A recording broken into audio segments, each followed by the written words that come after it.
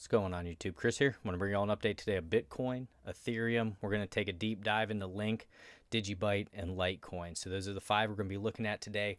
Wanted to start here with Bitcoin. We're just going to go through quick. Same concept, guys, what we've been talking about for a long time. We're still in this symmetrical triangle.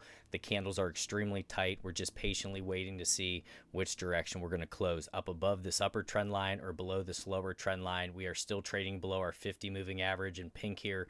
So we do want to be aware of that, but you can see how tight this candle is, and that's a representation of how close the fight is between the bulls and the bears. The volume's been dropping off. Our relative strength is dead neutral right here at 50. We just still continuously have to be patiently waiting. When people have said down in the comments, you've been telling us to be patient for 2 months or whatever. Guys, we've been moving sideways for 2 months. There's nothing I can do about it. I'm going to come on here and be as honest as I can. If you want me to tell you that we're going to $1 million tomorrow, then this isn't the channel for you. We're going to be realistic about this. And right now we are having sideways price action. The candles are extremely tight, volume's dropping off, and when that happens, typically you start to get that break. And we're just going to have to see if this is continuation right here, and we're going to have another move to the upside, or if this is going to be distribution, we start making a strong move on heavier volume to the downside. Okay, so that's Bitcoin, guys. We're going to move into Ethereum. If you get some from this, like, subscribe, hit that notification bell, share with your friends. Appreciate you guys being here with me today.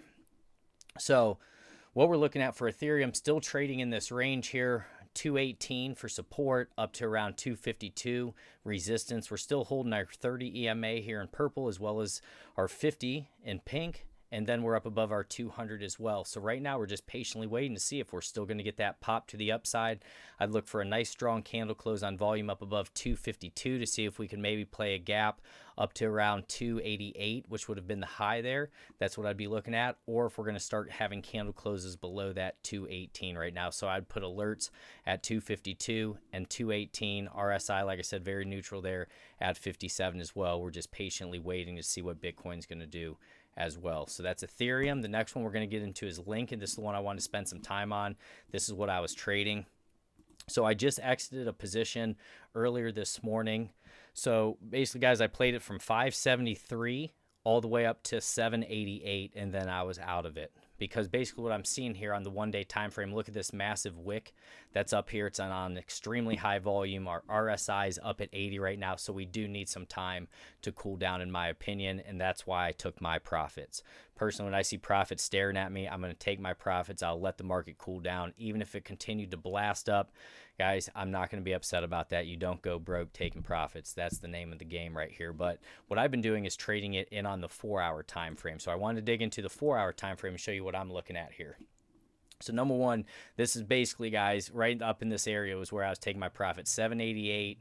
So it was right up in this range right here is when I got out and said I've had enough, basically, because you could see this max climax volume right here, and then we started to have some more selling pressure to the downside as our RSI was cooling down as well, while having the stock cross to the downside. For me, I said that's probably the time to get out. Now what I'm looking to see is if we will get a bounce at around $6.53 if we are to retrace to that area. That's probably where I would start slowly laddering back in again. I would start very light on buys in that area. If it continues to go down to the 50 moving average a little more, if we got crazy down even to the original breakout point of that 200 moving average, then I would be going heavier into that. But guys, this is where we talked about, remember, old resistance here. Once we broke up through that, that was that blue sky breakout, which I was talking about for quite a while, and why I said I want a little piece of this move that potentially could be coming for Link, because when volume starts going in, then more people get attracted, and a lot of time the price can get pretty crazy. But we need to be aware here on the 4-hour time frame, our price was at 652, and our RSI made it up to about 94 there, and then our price ended up going all the way to $8.67. So that's why I'm saying it kicked up even more than where I was able to take my profit. But that's the name of the game, guys. You're never going to hit the absolute top or bottom. Just is what it is. And then our RSI here, with our price being so much higher, made it to 83. So we had a little bit of that negative divergence there as well. But we're just going to have to see how bullish this is. If we're going to bounce in this area and we get another kick up, then that's okay. But for me, I don't want to chase the market. I'm going to look to see if we can get some back around that $6.52 maybe, because that was the previous resistance that we broke up through. We'd want that to become support, and it's also correlating with all these moving averages here. So I'm not going to chase anything, guys. If it continues to pump, great. Congratulations, everybody else. But like I said, I'm trying to take advantage of these swings. That's what I'm looking for. These moves right here. When you can hit those, that's the name of the game, in my opinion. Okay, so guys, that's the link there. If you like me covering link, let me know down low. We're going to get into DigiByte next. We're going to be looking at DigiByte on the 1-day time frame, and also tell me what you're doing. Are you still holding? You guys, are you swing trading? What do you like to do in this market? I'd love to hear down low. So let's go to Bittrex. We're going to look at the 1-day time frame here. Still in this symmetrical triangle. RSI is also very neutral. We're at 57. Still having higher lows there, so that's good. But what we want is that 3 to 5% candle close right out of this symmetrical triangle, guys. And we want it to come on volume, and we need Bitcoin to get moving. You can see the volume is starting to tail off. Right now, this is where we need volume to be able to have that big push and get up over top of the high of 0.02670 is what we'd be looking at. And then in terms of support, let's continue to hold this 30 moving average in purple and this 50 and this lower trend line is what I'm going to be looking at. So still patient for DigiByte as we get to the apex of this triangle here. And if we go out of the apex of the triangle, guys, then it's basically invalid, and we just keep looking at it as it consolidates sideways. So patience with DigiByte, still looking at that symmetrical triangle, guys. And then we're going to move into Litecoin next. Let's see here. So Litecoin's at $44.83 right now. Like we've talked about, the problem with Litecoin, guys, still below this 200 moving average. I don't like that. You see, many times we've hit it. Maybe this next pop that we can get will take us up above that.